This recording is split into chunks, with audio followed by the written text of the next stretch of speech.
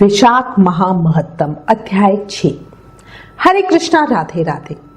विशाख महामहत्तम के अध्याय 5 में श्री मुनि शर्मा द्वारा वर्णित पाप प्रशमन सूत्र सुना था। विशाख माह में इस पावन स्तोत्र के सुनने मात्र से मनुष्य के सभी पापों का अंत होता है। अब आज इस अध्याय 6 में वैशाख मास में स्नान, तर्पण और श्री माधव पूजन की विधि और महिमा सुनेंगे। शुरू करते हैं। नारद जी से पाप प्रशमन स्तोत्र सुनकर प्रसन्न होते हुए राजा अम्बरीश ने कहा, हे मुने, आपके श्रीमुख से भगवान की पवित्र कथा सुनकर मैं धन्य हुआ।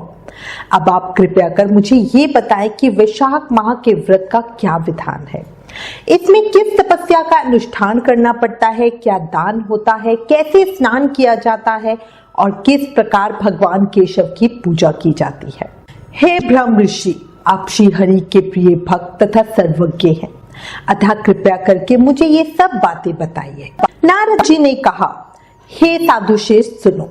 वैशाख मास में जब सूर्य मेष राशि पे चले जाएं, तो किसी बड़ी नदी में, नदी रूप तीर्थ में, सरोवर में, झरने में, देवकुंड में या स्वतः प्राप्त हुए किसी भी जलाशय में, बावड़ी में अथवा कुएं आदि पे जाकर नियम पूर्वक भगवान श्री विष्णु का स्मरण करते हुए स्नान करना चाहिए। स्नान के पहले एक श्लोक बोलना चाहिए।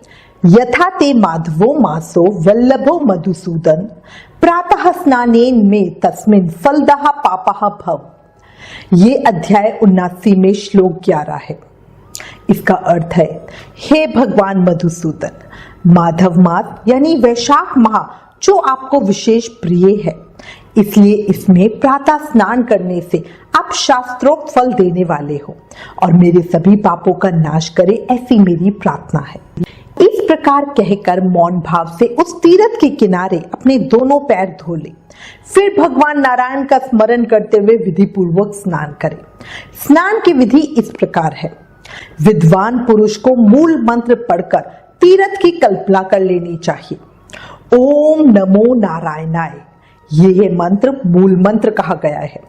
पहले हाथ में कुशा लेकर विधि पूर्वक आचमन करें तथा मन और इंद्रियों को संयम में रखते हुए भार भीतर से पवित्र रहे। फिर 4 हाथ का चकोर मंडल बनाकर उसमें भगवती श्री गंगा जी का आवाहन करें और प्रार्थना करते हुए कहें, हे मां गंगे, तुम भगवान श्री विष्णु के चरणों से प्रकट हुई हो। भगवान श्री विष्णु ही तुम्हारे देवता है, इसलिए तुम्हें वैष्णवी कहते हैं। हे देवी, तुम जन्म से लेकर मृत्यु तक समस्त पापों से मेरी रक्षा करो। स्वर्ग, पृथ्वी और अंतरिक्ष में कुल 3.5 करोड़ तीर्थ है, ऐसा वायु देवता का कथन है। माता जानवी, वे सभी तीर्थ तुम्हारे अंदर मौजूद हैं। देवलोक में तुम्हारा नाम नंदिनी और नलिनी है। इनके सिवा दक्षा, पृथ्वी, विद्य गंगा, विश्वकाया, शिवा, अमृता, विद्याधारी, महादेवी, लोक प्रसादिनी, क्षेमकरी, जानवी, शांता और शांति प्रदायिनी आदि तुम्हारे अनेकों नाम हैं। स्नान के समय इन पवित्र नामों का कीर्तन करना चाहिए। इसे त्रिपद गामिनी भगवती गंगा उपस्थित हो जाती हैं। 7 बार इन नामों का जप करके संपुट के आकार में दोनों हाथों को जोड़कर उनमें जल ले और 4, 6 या 7 बार मस्तक पर डाले। इस प्रकार स्नान करके मृतिका यानी मिट्टी को भी विधिवत अभिमंत्रित करे और उसे शरीर में लगा के नहा ले। मृतिका को अभिमंत्रित करते हुए इस प्रकार कहे, हे वसुंधरे, तुम्हारे ऊपर अश्व और रथ चला करते हैं। भगवान श्री विष्णु ने भी वामन अवतार धारण करके तुम्हें एक पैर से नापा था। मृतिके, मैंने जो कुछ बुरे कर्म किए हो, मेरे उन सब पापों को तुम हर लो। हे देवी, सैकड़ों भुजाओं वाले भगवान श्री विष्णु में वराह का रूप धारण करके तुम्हें जल से बाहर निकाला था। तुम संपूर्ण लोकों की उत्पत्ति के लिए अग्नि के समान हो, अर्थात जैसे अग्नि काष्ठ से आग प्रकट होती है, उसी प्रकार तुमसे संपूर्ण लोक उत्पन्न होते हैं। हे सुव्रते, तुम्हें मेरा नमस्कार है, तुम्हें मेरा नमस्कार है। इस प्रकार स्नान करने के पश्चात विधि पूर्वक आचमन करके जल से बाहर निकले और 2 शुद्ध श्वेत वस्त्र, धोती, चादर धारण करें। तदंतर त्रिलोकी को तृप्त करने के लिए तर्पण करें। सबसे पहले श्री ब्रह्मा का तर्पण करें, फिर श्री विष्णु, श्री रुद्र और प्रजापति का।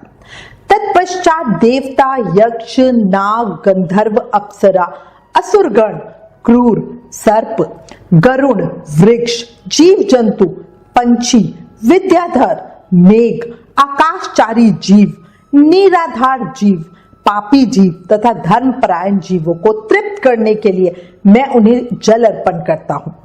यह कह के उन सबको जलांजलि दे। देवताओं का तर्पण करते समय यज्ञोपवीत को बाएं कंधे पे डाले रहें। तत्पश्चात उसे गले में माला की भांति कर ले और दिव्य मनुष्यों, ऋषि पुत्रों तथा ऋषियों का भक्ति पूर्वक तर्पण करे। सनक, सननंदन, सनातन और सनत कुमार ये दिव्य मनुष्य हैं।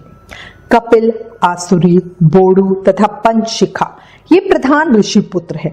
ये सभी मेरे दिए हुए जल से तृप्त हो, ऐसा कह के इन्हें जल दे।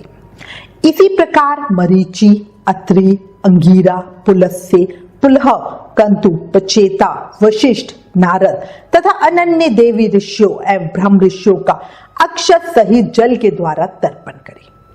इस प्रकार ऋषि तर्पण करने के पश्चात यज्ञोपवीत को दाएं कंधे पे करके बाएं घुटने को पृथ्वी पर टेक कर फिर अग्निशवात, सौम्य, हविष्यमान, उष्माप, कैवे, वाट, अनल, पिता, पितामह आदि तथा मातामह आदि सब लोगों का विधिवत तर्पण करके कहें, जो लोग मेरे बांधव ना हो, जो मेरे बांधव हो तथा जो दूसरे किसी जन्म में मेरे बांधव रहे हो, वे सब मेरे दिए हुए जल से तृप्त हो। उनके सिवा और भी जो कोई प्राणु मुझसे जल की अभिलाषा रखते हैं वे भी तृप्ति लाभ करें। यूं कहकर उनकी तृप्ति के उद्देश्य से जल गिराना चाहिए। तत्पश्चात विधि पूर्वक आचमन करके अपने आगे कमल की आकृति बनावे और सूर्य देव के नामों का उच्चारण करते हुए अक्षत, फूल, लाल चंदन और जल के द्वारा उन्हें यतन पूर्वक अर्घ दे और दान देते हुए इस प्रकार कहें, हे भगवान सूर्य, आप विश्व रूप और ब्रह्म स्वरूप हैं। इन दोनों रूपों में आपको नमस्कार है। आप सहस्त्र किरणों से सुशोभित और सबसे तेज स्वरूप हैं। आपको सदा नमस्कार है। भक्त वत्सल, रुद्र रूपधारी आप परमेश्वर को बारंबार नमस्कार है।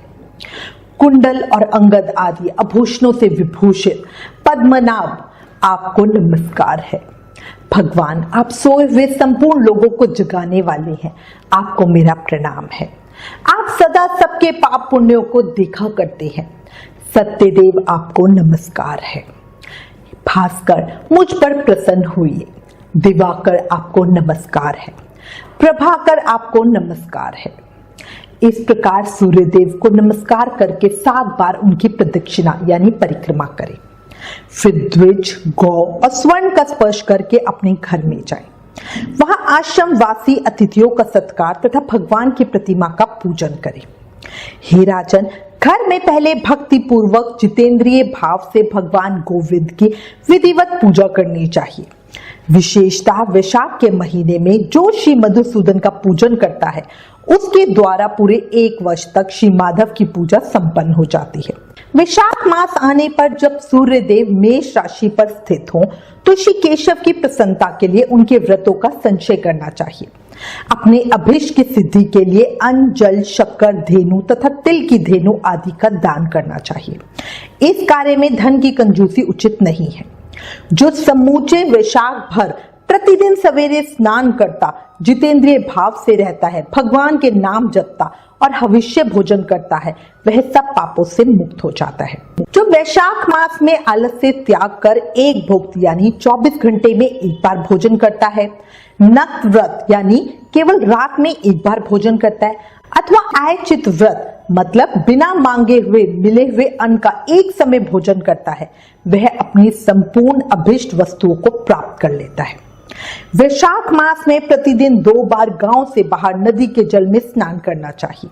हविष्य खाकर रहना, ब्रह्मचार्य का पालन करना, पृथ्वी पर सोना, नियम पूर्वक रहना, व्रत, दान, जप, होम और भगवान मधुसूदन की पूजा करना, ये सभी नियम हजारों जन्मों के भयंकर पाप को भी हर लेते हैं। जैसे भगवान माधव ध्यान करने पर सारे पाप नष्ट कर देते हैं, उसी प्रकार नियम पूर्वक किया हुआ माधव मास का स्नान भी समस्त पापों को दूर कर देता है। वैशाख महत्तम अध्याय 6 संपूर्ण। कल अध्याय 7 में हम आगे की कथा सुनेंगे। देखो, मानव जीवन मिलना बहुत मुश्किल है और देखो हम लोग कितने भाग्यशाली हैं कि हमें मानव जीवन भी मिला है और साथ में भगवान की कृपा भी मिली है, तभी तो हम भगवान की कथा को सुन पा रहे हैं। तो इस जीवन का अधिक से अधिक लाभ उठाकर जीवन में शेष कम करो, ज्यादा से ज्यादा नाम जाप करो। याद रखो, कलयुग केवल नाम आधार। हमें सिर्फ नाम जाप करके ही भक्ति, मुक्ति, शक्ति, प्रेम मिल सकता है। प्रेम से, मन से, भाव से जप करते रहो। हरे कृष्ण कृष्ण कृष्ण हरे हरे, हरे राम राम राम हरे हरे। जय श्री कृष्ण। ओम नमो भगवते वासुदेवाय।